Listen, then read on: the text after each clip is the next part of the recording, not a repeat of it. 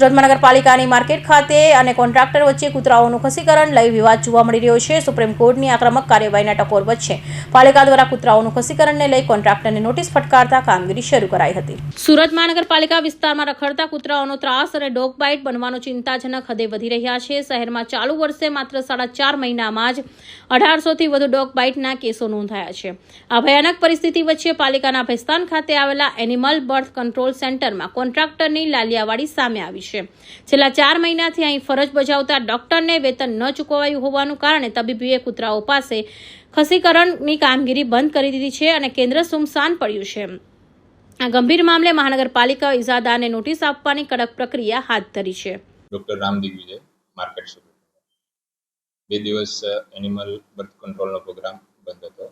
Contractor અને ડોક્ટરનો internal ઇસ્યુના કારણે એ programme બંધ હતો. એને નોટિસ ફટકારવામાં આવેલી છે.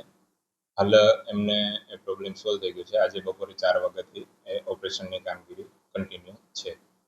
આપણે સુરત શહેરમાં રખડતા કૂતરાઓને ખસીકરણ અને રસીકરણની કામગીરી ભેસ્તાન ખાતે કરવામાં આવે છે.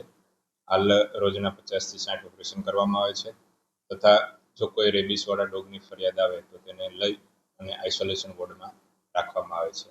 વધુમાં કોઈ ડોગ બાઇટની ફરિયાદો આવતી હોય છે અમારા એસએમસી પોર્ટલ અથવા તો અમારા ટેલિફોનમાં, તો એ ટેલિફોનિક માહિતીના આધારે ત્યાંથી ઉચકી લે અને અઠવાડિયા માટે એને આઇસોલેશન વોર્ડમાં રાખવામાં આવે છે.